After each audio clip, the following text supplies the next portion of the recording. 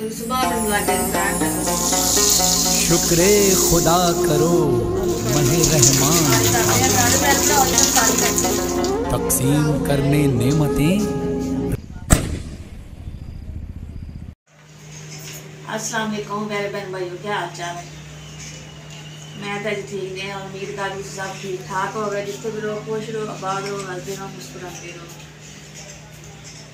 तो सुबह मैंने लग गया करंट और रात 12:30 बजे लैट खराब सी और बत्ती कदी आती सी कदी झमके मारती सी और हीटर का सानू पता नहीं हनेरा से भी केड़ा ते केड़ा नहीं।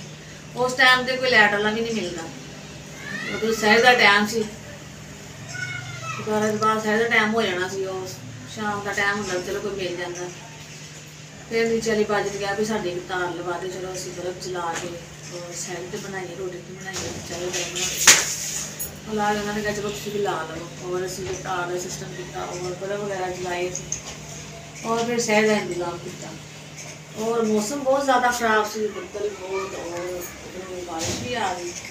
सैरी करके पारे हुए से ले नमाज पढ़ के बदल भी इन्ना गरजे और बिजली चमके बहुत ही ज़्यादा और डरिए और पीछे भी डरन तो बहुत ज़्यादा ना बारिश से और गड़े भी पड़े हैं। बर्फबारी भी हुई है तो शुक्र है भी बस थोड़ी जी हुई है तो अल्लाह ताला रहमत की है। बर्फ उस तो बाद नहीं पई और बारिश बहुत ज़्यादा पई, कोई 1.5-2 घंटे लगातार बारिश पै रही है। उधरों भी कितने पानी चो रहा सी छत लो तो दीवार के नाल आंदा रहा तो मैं देखा नहीं कितने बहुत पानी पींदा रहा। तो सुबह आई तो मैं चलो हम ला देने क्योंकि हम जरूरत नहीं है, चानन हो गया हम बत्ती का। मैं कहा तार ला दें तार जो मैं सोचना हाँ समझा झटका जोर भी लगा मेरे पूरा उस टाइम मैं सुन पूरी बाजू सुन जिम्मे जान ही नहीं होगी और यकदम दर्द और मैं दीवार न बजी याद नाल ही नीचे देखती मुझे पता ही नहीं नाल ही मेरे पैर ना मुँह जा मैं फिर नीम गर्म करके ना तेल मार के ना पट्टी गर्म में भेजी कि चलो कोई पैर सुकून तो होएगा। और बच्चे मेरे बहुत ही परेशान हो गए कहते हैं कि जिन रब रखी उन्हें पहुँच चुके।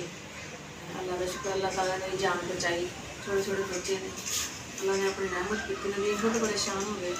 छोटा नीचे वाली बाजी ने बुलाया उन्हें नीम में चुप के अपना मंजी का हटाया।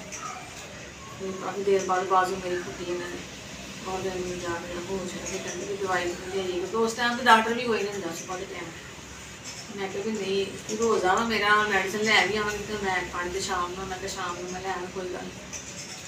फिर मैं लेट गई और बस लेट ही गई सी मेरे को उठे नहीं से जान गया जिसम से मेरे बहुत दर्द हो रही थी और बाजू बहुत ही ज़्यादा दर्द हो रही है। उधर मौसम कोई ठंडा और मैं कहा मैं शाम प्याज का टाइम हो रहा है और खाने की कर दी तैयारी और चूल्हा रख लाँगी नीचे क्योंकि पैर से दर्द है खड़ी हो गए खाना नहीं बनाया जाना।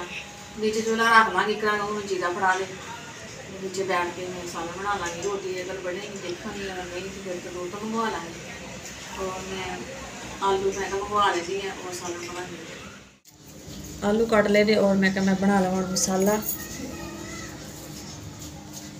और फिर नीचे चूल्हा रख लवेंगे और इतने बैठी बैठी सालन बना लेंगे। और मौसम हजे भी बहुत ख़राब है, बदल बहुत ज़्यादा हुए नहीं और जल्दी जल्दी मैं गैस आ गया तो मैं सालन बना लवा।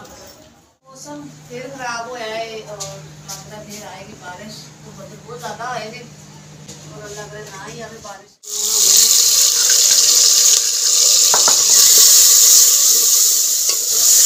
और मसाला पाता मैं और मसाला भुन के जरा उसके बाद आलू पा के थोड़ा पानी पा लाँगे हल्का छोटा कर लाँगे छोले ना बना लाँगे सही है कर। हाँ जी पहले भुन भी बनाई दे सी काफ़ी इसके बाद बना लगी मैं हल्का छोटा कर लेंगे। मसाला साडा हो गया रेडी और हम मैं पाने लगी जी आलू मसाला अच्छी तरह भुनना है मैं और मैं आलू पा ला बिस्मिल्लाहिर्रहमानिर्रहीम।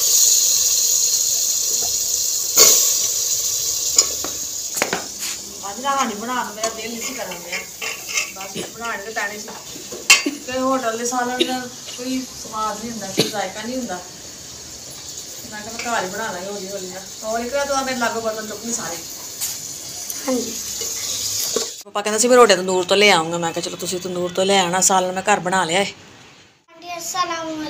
अंकल आंटी अस्सलाम वालेकुम।